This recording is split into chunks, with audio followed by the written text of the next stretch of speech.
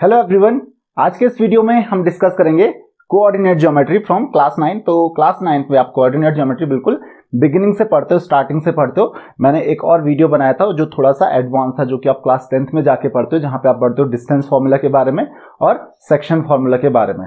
तो क्लास 9 में जब आप ज्योमेट्री स्टार्ट करते हो, यानी कि कोऑर्डिनेट ज्योमेट्री स्टार्ट करते हो, तो वहां पर आप सबसे पहले क्या पढ़ते हो? सबसे पहले आप पढ़ते हो लोकेशंस, पॉइंट्स को लोकेट करना। अब इसको हम प्रैक्टिकल लाइफ से जोड़ के देखते हैं कि आपकी जो कोऑर्डिनेट ज्योमेट्री है उसका प्रैक्टिकल लाइफ से कोई लेना देना भी है या नहीं है। तो बेसिकली आपने देखा होगा कि जब आप ज्योग्राफी पढ़ते हो तो ज्योग्राफी में आप इमेजिनरी लाइंस के बारे में बात करते हो, करेक्ट? इमेजिनरी लाइंस के बारे में बात करते हो तो दो बहुत इंपॉर्टेंट इमेजिनरी लाइंस होती हैं आपके पास। एक होती है इक्वेटर और एक होता है प्राइम मेरिडियन, करेक्ट?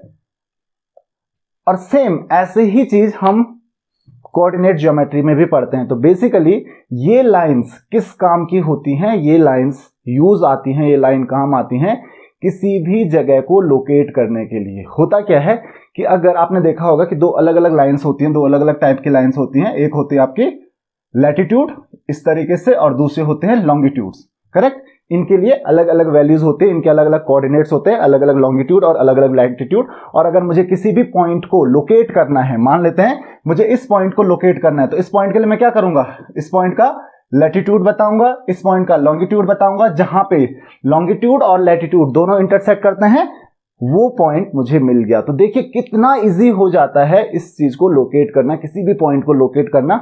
तो इसीलिए आपको ये चीज तो पता चल गई होगी कि लॉन्गिट्यूड और लैटिट्यूड, जो इमेजिनरी लाइंस के बारे में आप ज्योग्राफी में पढ़ते हो, वो होते क्यों हैं, क्या उनका यूज होता है। तो जस्ट किसी भी पॉइंट को लोकेट करने के लिए अर्थ में आपको सिर्फ और सिर्फ इन दो इमेजिनरी लाइंस की जरूरत होती है कि उस पॉइंट पे लॉन्गिट्यूड क्या है और उस पॉइंट पे लैटिट्यूड क्या है। एक और चीज होती है एल्टीट्यूड, तो वो आपका 3D में आ जाता है। तो एल्टीट्यूड यानी कि उसकी हाइट को लोकेट करना, वो इन दो पॉइंट्स की वजह से या इन दो पॉइंट्स की हेल्प से वो पॉसिबल नहीं हो पाता है। बट आप लॉन्गिट्यूड और लैटिट्यूड की हेल्प से ये पता कर सकते हो कि पॉइंट कहां पे है, जस्ट उसकी एग्जैक्ट हाइट पता नहीं कर सकते हो। लेकिन यही दो चीजें हम यूज करते हैं कोऑर्डिनेट ज्योमेट्री में। सेम कोऑर्डिनेट ज्योमेट्री की हेल्प से ही हमारे पास लॉन्गिट्यूड और लैटिट्यूड का कॉन्सेप्ट आता है। तो कोऑर्डिनेट ज्योमेट्री क्या है? कोऑर्डिनेट ज्योमेट्री भी कुछ इसी तरीके की इमेजिनरी लाइंस की हेल्प से बनता है। तो हमारे पास क्या होता है, एक प्लेन है, मान लेते हैं पूरा बोर्ड जो है वो एक प्लेन है, करेक्ट? अब इस प्लेन में हम क्या करते हैं, इस प्लेन में किसी भी पॉइंट को लोकेट करने के लिए, अलग अलग पॉइंट्स हैं, इन पॉइंट्स को लोकेट करने के लिए मुझे भाई इस पॉइंट का पता करना है कि पॉइंट कहां पे है। तो जस्ट मुझे दो नंबर्स की हेल्प से वो पॉइंट पता चल जाएगा, जैसे मुझे लॉन्गिट्यूड और लैटिट्यूड की हेल्प से अर्थ में कोई भी जगह का पता चल जाता है, पूरी दुनिया में कोई भी जगह का पता चल जाता है, जिसको आप मैप्स वगैरह के लिए यूज करते हो। जैसे आप आजकल गूगल मैप्स वगैरह यूज करते हो, लोकेशंस यूज करते हो, तो उसको यूज करने के लिए यही चीज आपकी हेल्प करती है। तो हमने क्या किया, एक प्लेन लिया, एक हमारे पास ये मान लेते हैं बोर्ड क्या है, एक प्लेन है, और इस प्लेन को डिवाइड करने के लिए जैसे आपने यहां पे किया, तो मैं उसी की हेल्प से आपको बताता हूं।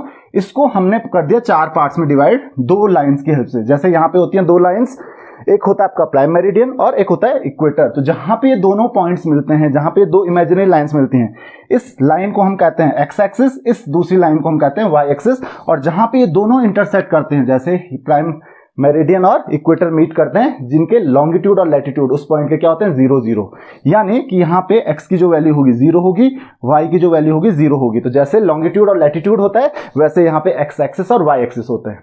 अब होता क्या है कि अब जैसे ये आपके पास लैटिट्यूड है और ये आपके पास लॉन्गिट्यूड है, तो जैसे जैसे आप आगे जाते रहोगे तो लॉन्गिट्यूड की वैल्यू बढ़ती जाएगी, पीछे जाओगे तो लॉन्गिट्यूड की वैल्यू कम होती जाएगी, या नंबर्स चेंज होते जाते हैं। तो सेम यहां पर भी होता है, जैसे जैसे आप आगे चलते जाओगे, क्योंकि एक्स एक्सिस में जा रहे हो, तो जैसे जैसे आप आगे चलते जाओगे तो यहां पे x की वैल्यू 1 हो जाएगी, 2 हो जाएगी, 3 हो जाएगी, 4 हो जाएगी। उसी तरीके से पीछे की तरफ जाओगे तो -1, -2, -3। y पे भी यही होता है, जैसे ऊपर जाते हो तो 1 2 3 4, या नीचे जाते हो तो -1 -2 -3 -4। अब आपने लॉन्गिट्यूड और लैटिट्यूड देखा तो ये तो कंप्लीट लाइंस होती हैं। तो यहां पर भी ये कंप्लीट लाइंस ही होती हैं, जस्ट आपको बताया नहीं जाती ये चीज, ये भी कंप्लीट लाइंस होती है, यानी कि x की वैल्यू ये कंप्लीट लाइन पे 1 होगी, इस कंप्लीट लाइन पे x की वैल्यू 2 होगी, इस कंप्लीट लाइन पे x की वैल्यू 3 होगी, इस कंप्लीट लाइन पे x की वैल्यू 4 होगी, इस कंप्लीट लाइन पे x की वैल्यू -1 होगी, इस कंप्लीट लाइन पे x की वैल्यू -2 होगी, इस लाइन पे x की वैल्यू -3 होगी। इसी तरीके से इस लाइन पे y की वैल्यू 1 होगी, ये जो कंप्लीट लाइन है y की वैल्यू 2 हो गई, इस कंप्लीट लाइन पे y की वैल्यू 3 ये 1 हो गई, इस कंप्लीट लाइन पे y की वैल्यू -1 हो गई, इस कंप्लीट लाइन पे y की वैल्यू -3 होगी। तो इस तरीके से ये कंप्लीट लाइंस ही होती हैं। तो इस लाइन पे अगर आप जाओगे, इस लाइन पे अगर आप जाओगे तो इस लाइन पे x की वैल्यू मैंने क्या कहा 1 होगी, उसी तरीके से इस पे 2 होगी, इस पे 3 होगी, इस पे 4 होगी, और उधर जब जाओगे तो x की वैल्यू -1 -2 -3 इस तरीके से होती जाएंगी। तो यहां पर क्या किया हमने, सेम जैसे आपने यहां पर डिवाइड किया इक्वेटर और मेरिडियन से जो अर्थ है उसको अलग अलग पार्ट में डिवाइड कर दिया, वैसे ही हम प्लेन में भी जो आपके पास एक्स एक्सिस और वाई एक्सिस होती है, प्लेन्स को आप डिवाइड कर सकते हो 4 पार्ट्स में। आप देख सकते हो 4 पार्ट हो गए, एक इधर एक इधर एक इधर एक इधर। तो इन 2 लाइंस ने 4 पार्ट्स में इस प्लेन को डिवाइड कर दिया। तो 4 पार्ट जो होता है इसको, इनको हम इन 4 पार्ट्स को हम कहते हैं क्वाड्रेंट्स। क्या कहते हैं? क्वाड्रेंट्स। इन 4 पार्ट्स को बोलते हैं क्वाड्रेंट्स। तो ध्यान रखिए, इसको, ये होता है आपका फर्स्ट क्वाड्रेंट, ये होता है आपका फर्स्ट क्वाड्रेंट, ये होता है आपका सेकंड क्वाड्रेंट, ये होता है आपका थर्ड क्वाड्रेंट, और ये होता है आपका फोर्थ क्वाड्रेंट। तो इस तरीके से 4 क्वाड्रेंट्स में हम इस प्लेन को डिवाइड कर देते हैं, फर्स्ट, सेकंड, थर्ड और फोर्थ। मैं इन लाइन को हटा देता हूं। तो ये 4 क्वाड्रेंट्स आपके पास हो गए, और इन 4 क्वाड्रेंट्स में आप इस प्लेन को डिवाइड कर लेते हो। अब इस 4 क्वाड्रेंट में अगर आप ध्यान से देखोगे तो इन 4 क्वाड्रेंट्स में मुझे किसी भी पॉइंट को लोकेट करना है, तो वही केस होता है जैसे हम लॉन्गिट्यूड और लैटिट्यूड को उस पॉइंट पे देखते हैं, उस पॉइंट पे लॉन्गिट्यूड और लैटिट्यूड जो मीट कर रहे हैं, इंटरसेक्ट कर रहे हैं, उनकी वैल्यू क्या है, उसकी हेल्प से आपको वो पॉइंट मिल जाता है। तो सेम यहां पर भी हम वही करेंगे। फॉर एग्जाम्पल यहां पे ये पॉइंट है, तो ये पॉइंट है, तो यहां पे आप देख सकते हो एक्स एक्सिस की वैल्यू, एक्स एक्सिस यहां पे पूरी लाइन पे 2 होगा, और वाई एक्सिस देखिए इधर को भेजिए तो 3 है। तो इस पॉइंट को हम कैसे डिनोट करते हैं? 2,3। 2,3 मतलब पहले एक्स एक्सिस का जो क्वाड्रेंट होगा, एक्स एक्सिस का जो कोऑर्डिनेट होगा, इसको हम क्या कहते हैं? इन पॉइंट्स को हम क्या कहते हैं? कोऑर्डिनेट्स कहते हैं। तो ये जो 2 पेयर्स होते हैं, जिनको आप ऑर्डर्ड पेयर्स भी कह सकते हो, ये 2 पेयर्स जो होते हैं, जो फर्स्ट नंबर होता है इन 2 पेयर्स में, वो होता है आपका एक्स कोऑर्डिनेट, और सेकंड पॉइंट जो होता है, सेकंड नंबर जो होता है, दैट इज वाई कोऑर्डिनेट। और उस पॉइंट को हम कैसे डिनोट कर सकते हैं? मान लेते हैं पॉइंट भी है, इसके कोऑर्डिनेट्स क्या हैं? 2,3।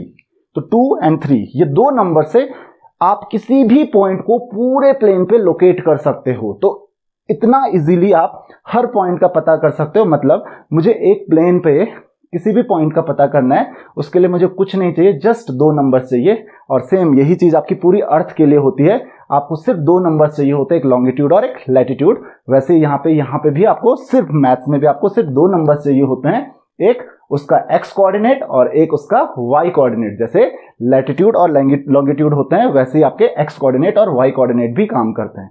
तो आई होप कि आपको इतना समझ में आ गया होगा कि क्यों हम कोऑर्डिनेट ज्योमेट्री को यूज करते हैं। कोऑर्डिनेट ज्योमेट्री की डेवलपमेंट से ही आपका ये जो अर्थ में लोकेशंस आप पता कर सकते हो, वो सक्सेसफुल हो सकता है। नाउ अब हम आगे चलते हैं, और क्या क्या आपको याद रखना है। तो एक्स कोऑर्डिनेट जो होता है आपका, एक्स कोऑर्डिनेट जो होता है आपका, उसको हम एक और नाम से जानते हैं। एक्स कोऑर्डिनेट को, x coordinate is also known as, ध्यान रखना,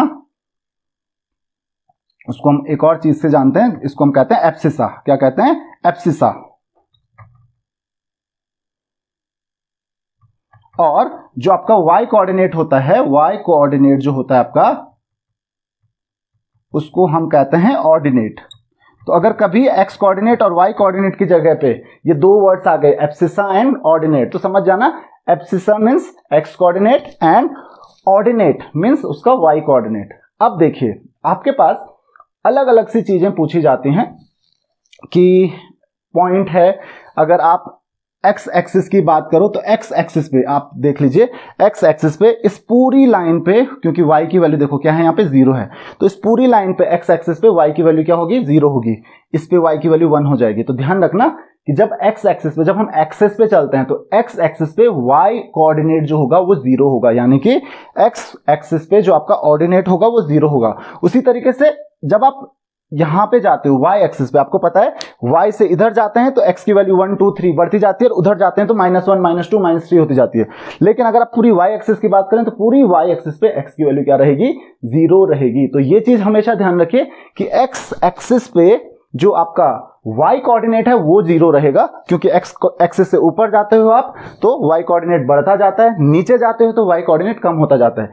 उसी तरीके से y एक्सिस से जब आप आगे की तरफ जाते हो तो x कोऑर्डिनेट बढ़ता जाता है, पीछे जाते हो तो x कोऑर्डिनेट कम होता जाता है। तो इस पे x कोऑर्डिनेट y एक्सिस पे 0 होता है, तो x एक्सिस पे y कोऑर्डिनेट और y एक्सिस पे x कोऑर्डिनेट आपका 0 होता है। ये आप हमेशा ध्यान रखोगे, ये बहुत मुश्किल नहीं है समझना, इसमें बिल्कुल भी कंफ्यूज नहीं होना है आपको। आराम से पढ़िए, 2-3 बार आप देख लीजिए वीडियो को, लेकिन इसको आप इजीली समझिए क्योंकि ये बहुत ही इजी है इन चीजों को समझना। अब यहां पे देखिए, जब हम 4 क्वाड्रेंट्स की बात करते हैं, first quadrant, second quadrant, third quadrant और फोर्थ क्वाड्रेंट, तो आप एक चीज नोट करोगे कि फर्स्ट क्वाड्रेंट में देखो हम क्या कर रहे हैं, यहां पे हम ओरिजिन से इस पॉइंट को क्या कहते हैं, जहां पे दोनों एक्सिस मीट करते हैं, इस पॉइंट को हम कहते हैं ओरिजिन। क्या कहते हैं, इस पॉइंट को हम कहते हैं ओरिजिन। तो जो पॉइंट O है जहां पे एक्स एक्सिस और वाई एक्सिस मीट करते हैं उसको हम कहते हैं ओरिजिन।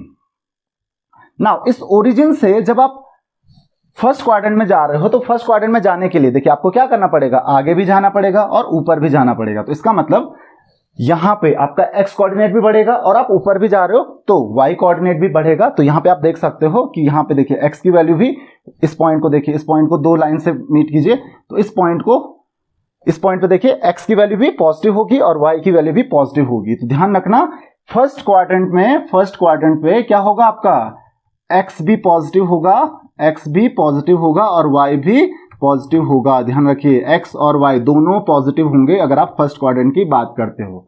लेकिन अगर आप सेकंड क्वाड्रेंट में किसी पॉइंट को लोकेट करते हो, मान लेते हैं पॉइंट है, तो यहां पे देखिए पॉइंट को लोकेट करने के लिए क्या करना पड़ेगा, y एक्सिस के पैरेलल एक लाइन खींचिए, x एक्सिस के पैरेलल एक लाइन खींचिए। y एक्सिस के पैरेलल जो लाइन होगी वो x कोऑर्डिनेट बताएगा उसका, यहां से देखिए, और x एक्सिस के लाइन पैरेलल जो लाइन होगी वो उसका y कोऑर्डिनेट बताएगा। तो देखिए x कोऑर्डिनेट जो होगा उसका, क्योंकि आप पीछे की तरफ चले गए तो y एक्सिस से उधर जाओगे तो मैंने आपको बताया था कि x क्या हो जाता है, नेगेटिव हो जाता है। तो इसका मतलब उसका x कोऑर्डिनेट क्या हो जाएगा, नेगेटिव हो जाएगा, और y कोऑर्डिनेट क्योंकि आप ऊपर ही हो अभी तो y कोऑर्डिनेट पॉजिटिव होगा। तो x कोऑर्डिनेट नेगेटिव, पहला वाला जो होता है x कोऑर्डिनेट होता है और दूसरा होता है y कोऑर्डिनेट। y कोऑर्डिनेट क्या रहेगा, यहाँ पे पॉजिटिव रहेगा। अब चलते हैं थर्ड क्वाड्रेंट में। थर्ड क्वाड्रेंट कौन सा है, ये वाला पार्ट, 4 पार्ट में हमने डिवाइड किया था, तो इधर आपका थर्ड क्वाड्रेंट आ गया। थर्ड क्वाड्रेंट में जाने के लिए आपको ओरिजिन से नीचे भी जाना पड़ेगा और उधर भी जाना पड़ेगा। तो अब देखो कोई सा भी पॉइंट लोकेट करो और उसके पैरेलल 2 लाइन खींचिए, तो आप देख सकते हो y एक्सिस से उधर भी है और x एक्सिस से नीचे भी है।